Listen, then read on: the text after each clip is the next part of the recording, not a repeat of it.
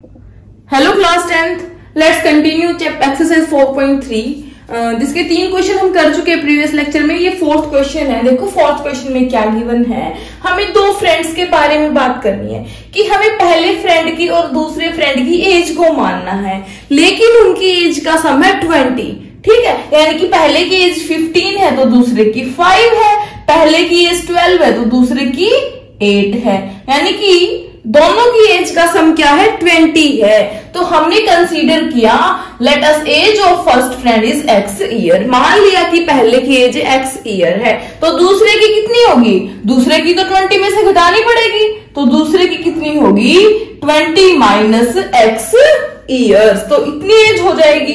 ठीक है, 4 years ago, 4 साल पहले, 4 साल पहले एज ऑफ फर्स्ट फ्रेंड, अगर आज उसकी एज x ईयर है तो 4 साल पहले कितनी होगी। अगर आज आपकी एज 15 साल है तो 4 साल पहले कितनी थी 15 माइनस 4 है ना, तो इसकी भी एज कितनी होगी x माइनस 4 ईयर्स है ना।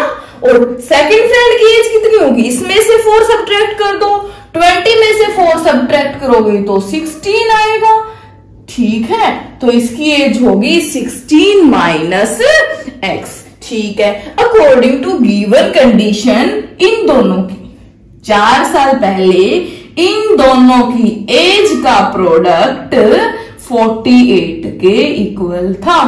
अब क्वेश्चन क्या है, क्वेश्चन के अकॉर्डिंग हमें बताना है कि क्या ऐसा पॉसिबल है, किसी तीसरे फ्रेंड से ये बता रहे हैं, ये झूठ बोल रहे हैं अपनी एज के बारे में, तो हमें पता करना है कि ये झूठ बोल रहे हैं या सच बोल रहे हैं, मतलब ऐसा कोई रिलेशन सच में एग्जिस्ट करता था 4 साल पहले या नहीं। तो अब हम इसको सोल्व करेंगे। अगर रूट रियल आ जाते हैं तो इसका मतलब वो सही बोल रहा था, तो एग्जिस्ट करेंगे। ठीक है, अगर नॉट रियल आ जाता है यानी कि d की वैल्यू लेस देन 0 आ जाती, कोई नेगेटिव नंबर आ जाता है तो एग्जिस्ट नहीं करेगा सॉल्यूशन। ठीक है, तो अब हमारा काम है d की वैल्यू को निकालना, बट उससे पहले हमें इसको क्वाड्रेटिक इक्वेशन में बनाना होगा। तो x की मल्टीप्लाई 16 से करो, 16x, x की मल्टीप्लाई x से करोगे माइनस एक्स स्क्वेयर, 4 की मल्टीप्लाई 16 से करोगे तो 64, माइनस माइनस प्लस, और 4 की x से करोगे तो 4x इज इक्वल टू 48।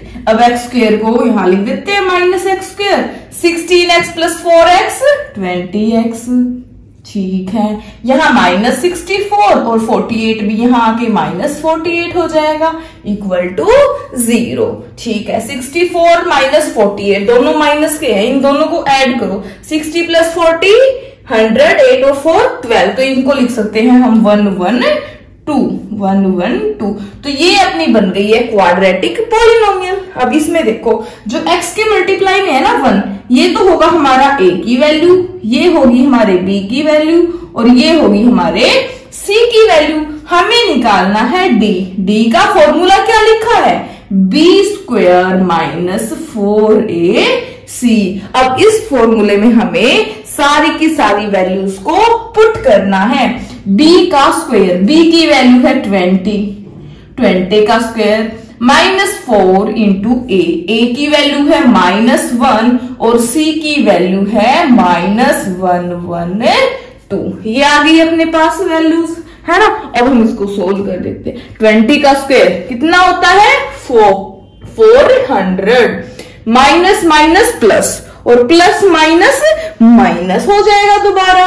4 की मल्टीप्लाई 2 से करो, 4 2 जा 8, 4 1 जा 4, 4 1 जा 4। अब देखो 448 में से 400 माइनस करोगे तो 48 आएगा, बट स्मॉल नंबर में से अगर हमें लार्ज नंबर सब्ट्रैक्ट करना है तो आंसर माइनस का आएगा।